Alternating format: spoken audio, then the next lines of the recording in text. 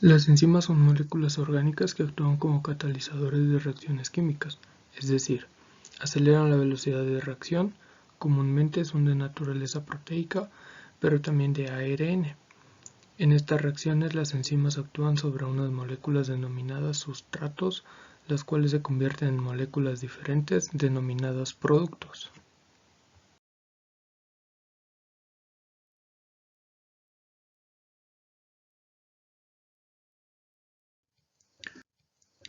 Dentro de las características de las enzimas tenemos que son moléculas que poseen un efecto catalizador al reducir la barrera energética de ciertas reacciones químicas. Influyen solo en la velocidad de reacción sin alterar el estado de equilibrio. Actúan en pequeñas cantidades, forman un complejo reversible con el sustrato, no se consumen en la reacción, pudiendo actuar una y otra vez, muestran especificidad por el sustrato y su producción está directamente controlada por genes.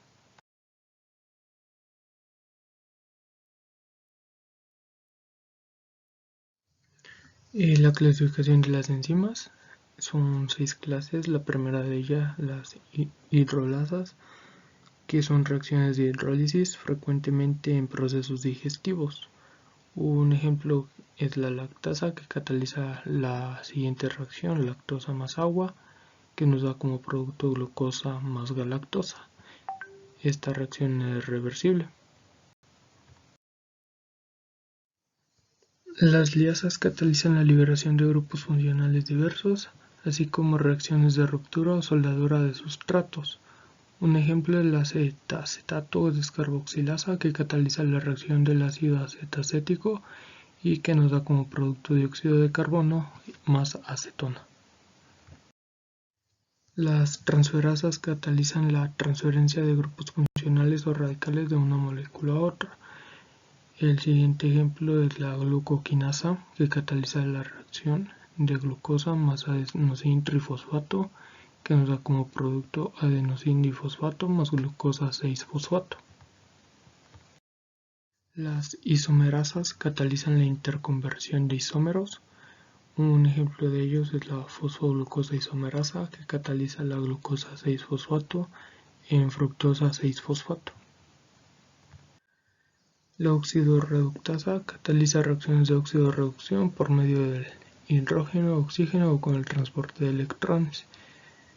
Ejemplos son la succinato deshidrogenasa o la citocromo C oxidasa. En el ejemplo de la imagen podemos ver que el componente A, al perder los electrones, se oxida, mientras que el componente B, al ganar los electrones, se reduce. Las sintetasas o ligasas catalizan la unión de dos sustratos con hidrólisis simultánea de un nucleótido trifosfato.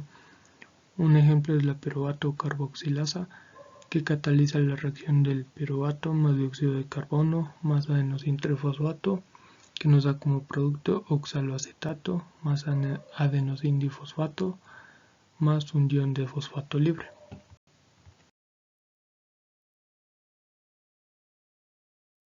El modo de acción de las enzimas: tenemos el modelo llave-cerradura, que supone que la estructura del sustrato y la del centro activo son complementarias, de la misma forma que una llave encaja en una cerradura. Este modelo es válido en muchos casos, pero no es siempre correcto. En cambio, el ajuste inducido es cuando una enzima cambia su forma ligeramente cuando se va a unir a su sustrato, lo que da como resultado un ajuste aún más preciso. Y se conoce como sitio activo o centro activo la parte de la enzima donde se une el sustrato, ya que ahí es donde sucede la acción catalítica. Asimismo, cuando un sustrato entra en el sitio activo de la enzima, se forma un complejo enzima-sustrato.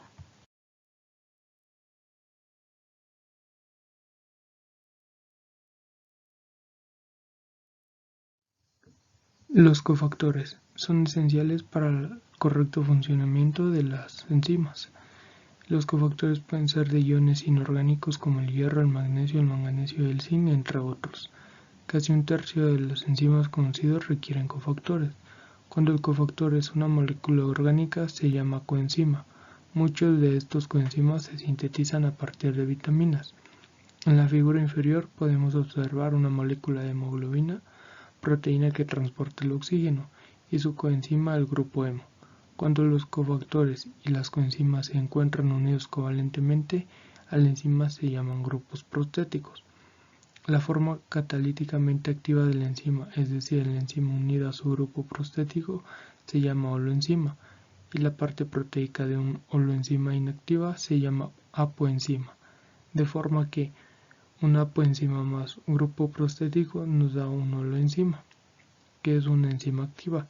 En cambio, la apoenzima es una enzima inactiva. En los efectos sobre las enzimas por temperatura, tenemos que en general los aumentos de temperatura aceleran las reacciones químicas, es decir, por cada 10 grados centígrados de incremento la velocidad de reacción se duplica. Las reacciones catalizadas por enzimas siguen esta ley general. Sin embargo, al ser proteínas a partir de cierta temperatura, se empiezan a desnaturalizar por el calor. La temperatura a la cual la actividad catalítica es máxima se llama temperatura óptima. Por encima de esta temperatura, el aumento de velocidad de la reacción debido a la temperatura es contrarrestado por la pérdida de actividad catalítica debido a la desnaturalización térmica, y la actividad enzimática decrece rápidamente hasta anularse. En cuanto a los efectos en las enzimas por el pH, como la conformación de las proteínas depende en parte de sus cargas eléctricas, habrá un pH en el cual la conformación será la más adecuada para la actividad catalítica. Este es el llamado pH óptimo. La mayoría de las enzimas son muy sensibles a los cambios de pH.